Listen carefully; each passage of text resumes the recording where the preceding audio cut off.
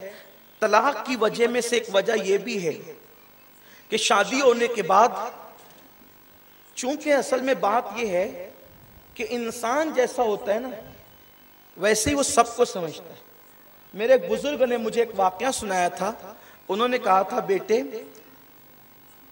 इंसान जैसा होता है ना वैसे वो दूसरों को भी समझता है। तुम अच्छे हो जाओ पूरी दुनिया तुमको अच्छी नजर आएगी, और अगर तुम्हारे दिल में पाप है पूरी दुनिया तुम्हें पापी नजर आएगी। तो उन्होंने एक बात बताई थी कि एक मर्तबा एक बुजुर्ग अल्लाह के वली तहज्जुद की नमाज के लिए अपने घर से निकले। तो उन्होंने देखा कि एक शख्स है वो जा रहा है कहीं। तो उस तहज्जुद गुजार बुजुर्ग ने देख के समझा कि माशाअल्लाह मेरी बस्ती में मैं अकेला तहज्जुद गुजार नहीं हूं, बल्कि वो बंदा भी तहज्जुद गुजार है, वो तहज्जुद पढ़ने जा रहा होगा। लेकिन वो शख्स तहज्जुद गुजार नहीं था चोर। उसने इनको देखा तो वो खुश हुआ कि चले बस्ती में मैं अकेला चोर नहीं हूं, जैसे मैं किसी का घर लूटने जा रहा हूं वैसे ये भी किसी का घर लूटने जा रहा है। तो तलाक की, जल्दी तलाक की वजह एक ये भी है कि आजकल के नौजवान लड़के, इल्ला माशाल्लाह सबकी बात नहीं करता हूं, लेकिन अक्सर जैसे बिल्ली की नीयत चिचड़े में होती है ना, वैसे इनका हाल है कि इधर तके उधर तके उधर तके उधर तके, फोन पे बात की, इधर गली का चक्कर लगाया उधर गली का चक्कर लगाया। शादी से पहले इनका हाल इसी तरह है जैसे बिल्ली का हाल चिचड़े के हवाले से होता है।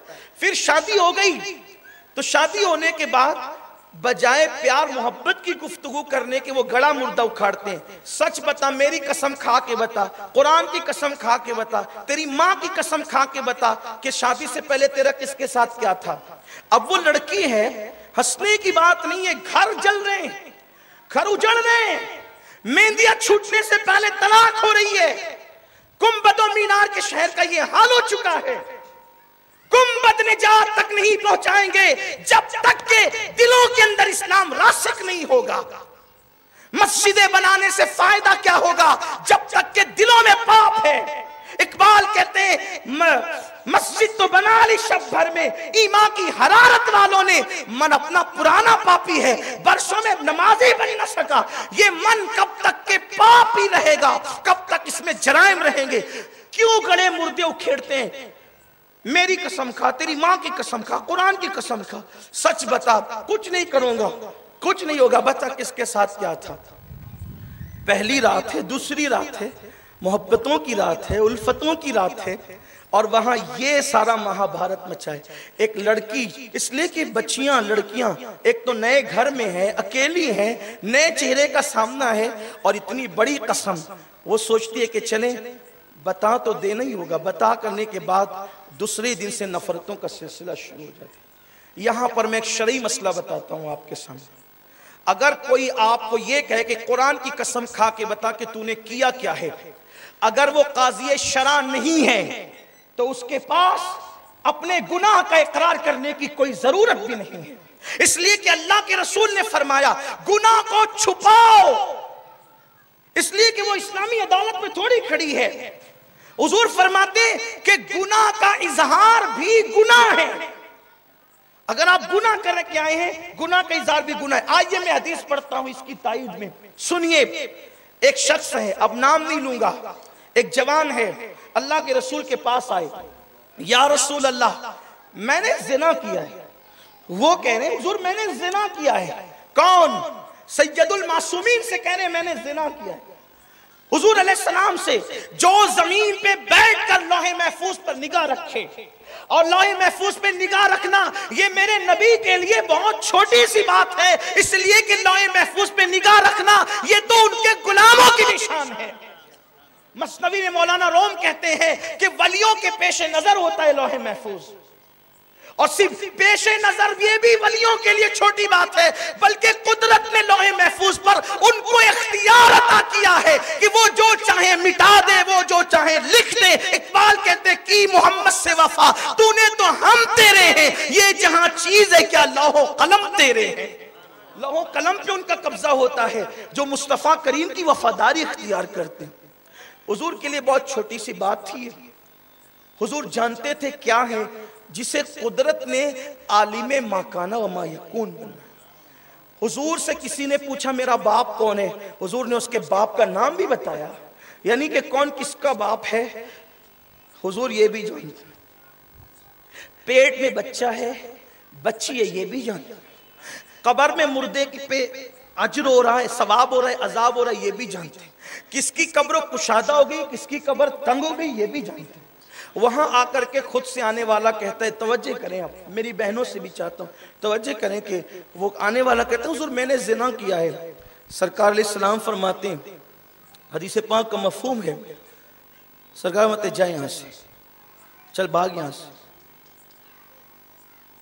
उसने कहा हुजूर मैं चाहता हूं कि मुझ पे हद लगा दे, यानी अगर इस्लामी हुकूमत हो तो गुनाहों की अलग अलग सजा, जैसे किसी ने कमारे लड़के ने जिना किया तो उसकी सजा जो है वो 100 कोड़े साबित होने पर।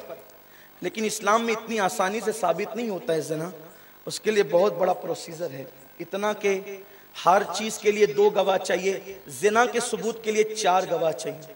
फिर 4 में भी ऐसे नहीं कि सिर्फ दाढ़ी वाले चले आए तो कबूल हो जाए, नहीं ऐसा नहीं, बल्कि वो लोग हों जिन्होंने खिलाफ मुरव्वत काम ना किया हो। खिलाफ मुरव्वत की तारीफ ये कही जाती है कि उसने कभी बाजार में बैठकर यानी होटलों पे चाय ना पिए, होटल में खाना ना खाया हो, ऐसे हो। फिर उसके बाद ये भी है कि वो हर नमाज, अगर वो मुसाफिर नहीं है, बीमार नहीं है और मकरूज नहीं है, कर्ज वालों का उसको खौफ नहीं है, ये 3 चीजें उसके अंदर नहीं है, तो वो हर नमाज जमात के साथ अदा कर। अगर वो जमात का आदी नहीं है तो भी वो गवाही नहीं दे सकते। मरदूद शहादत है, वो शहादत के बाब में है ये बात, मुफ्ती साहब शहादत के बाब में ये बात कि जो तारिके जमात है, जो जमात मस्जिद की हाजिरी से महरूम है और वो अलल ऐलान मस्जिद में हाजिरी नहीं देता, उसकी शहादत मरदूद है, नहीं कबूल की जाएगी।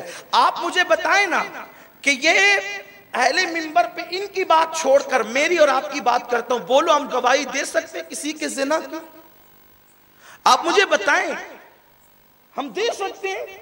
इसलिए कि जमातें हम लोगों से भी छूट रही है, छूटती हैं। वरकऊ मार राकिईन की तफसीर करते हुए मुफस्सिरीन ने लिखा है कि इस आयत से जमात का वजूब साबित है और मस्जिद की हाजिरी इस्लाम के शियार में से है। उठा करके देखिए आप फुक़हा की किताबें, पता चलेगा।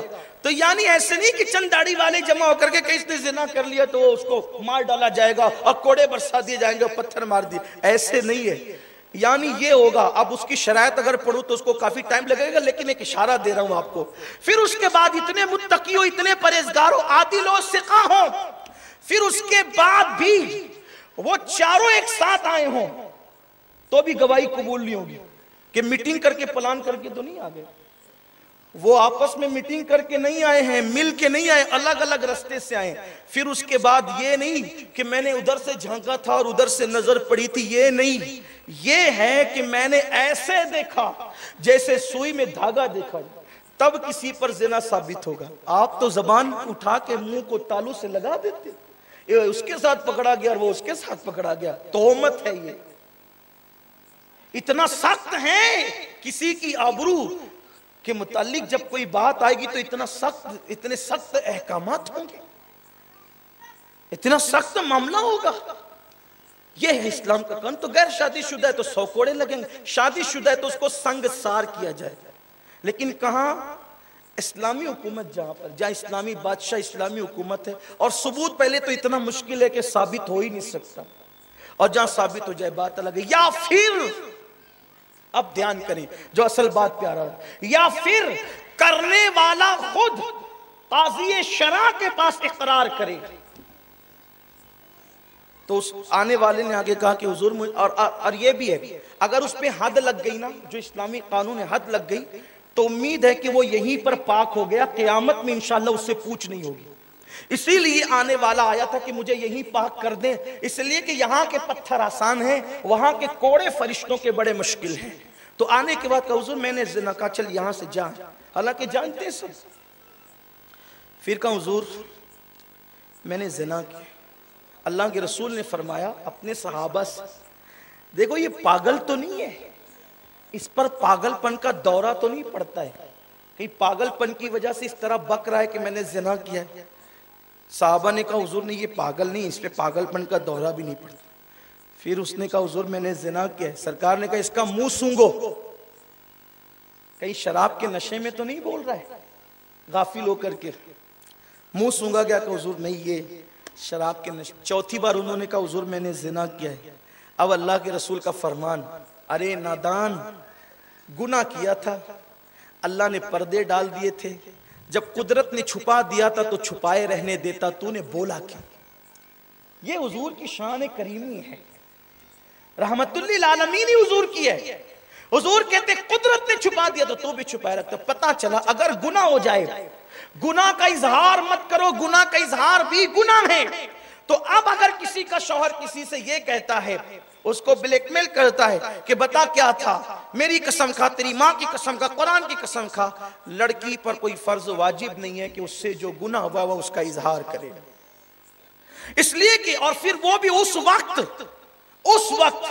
जबकि इजहार गुनाह करने से अब वो तौबा कर चुकी है, अब वो नया घर बसा रही है, नई खुशियां उसको मिल रही है, अब वो इकरार करेगी तो वो खुशियां रूठ जाएगी। तो ऐसी सूरत में तो उसके लिए लाजिम है कि वो ना बताए, इनकार कर दे कि ऐसा कुछ नहीं है, इंशाअल्लाह उस पर कोई गुनाह नहीं होगा। उसकी वजह ये है, आप कहेंगे ये तो झूठ हो गया, आप तो मिंबर से झूठ की बात करें, झूठ नहीं हुआ। हुजूर की हदीस है, अत्ताइबु मिनज़ ज़म्बी कमन ला ज़म्ब ला, गुनाह से तौबा करने वाला ऐसा है जैसे उसने गुनाह किया ही नहीं है। जब कुदरत ने फरिश्तों के दफ्तर से तौबा की बुनियाद पर गुनाह को मिटा दिया है, तब आप कुरेदने वाले होते कौन हो। अल्लाह के रसूल फरमाते हैं, जो गुनाह से तौबा कर चुका उसको गुनाह को याद मत दिलाओ, आर मत दिलाओ, वरना उस वक्त तक तुम्हें मौत नहीं आएगी जब तक कि उस गुनाह में मुब्तला होकर तुम जलील नहीं हो जाते।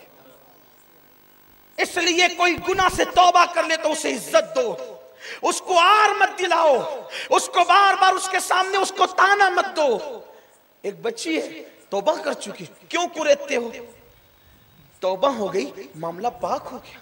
बहुत सारे ऐसी औरतें हैं जिनकी जिंदगियां बड़ी पाप में गुजरी, लेकिन जब उन्होंने तौबा की तो बड़ी शान वाली औरतें वो हो गई। लेकिन मैं कौम की बेटियों से भी कहता हूं कि खुदा के लिए आपकी आबरू बड़ी कीमती है। आप किसी के फोन पर, किसी के ज़ेवरात पर, किसी के तोहफे पर अपनी आबरू का सौदा मत करो। इसलिए कि फिल्म की लड़की की जिंदगी 3 घंटे की है, मेरी बहन तेरी जिंदगी 3 घंटे की नहीं है, तुझे तो पूरी जिंदगी जीना है। तुम्हें तो हर सुबह हर शाम लोगों के सामने आना है, लोगों के सामने अपनी जिंदगी जीना है, लोगों अपनी जिंदगी के मसाइल का मुकाबला करना है। अगर आप इसी तरह, और फिर कुदरत ने इंतखाब तो किया है ना। मेरी बहनों से मैं कहता हूं, रिश्ते लेट आते हैं तो लोग इतना घबरा जाते हैं, जबकि हदीस पाक का मफहूम है कि दरख्त की पत्तियां भी बेजोड़ पैदा नहीं हुई। ये जो दरख्त में पत्तियां देखते हो ना, अल्लाह ने इसको भी बेजोड़ पैदा नहीं किया, इसमें भी कुछ पत्ते नर है, कुछ पत्ते मादा है, और अल्लाह ने उनका भी जोड़ा पैदा फरमाया। आप हदीस उठा करके, इस हदीस में है अल्लाह ने हर चीज को जुफ्त पैदा किया, यानी जोड़े से पैदा किया। दुनिया में जो मुर्गियां हैं वो भी बगैर जोड़े के नहीं है, दुनिया में जो चूंटियां हैं वो भी बगैर जोड़े के नहीं है। तो जिस कुदरत ने उन मखलूक को, जिसको इंसान हकीर समझता है, जब उसको बगैर जोड़े के पैदा नहीं किया, तुम तो अशरफुल मखलूकात हो। कुदरत ने तुम्हें बगैर जोड़े के कैसे पैदा किया होगा। लेकिन सब्र होता है, इंतजार होता है, जिंदगी जीने का कोई सलीका और तरीका होता है।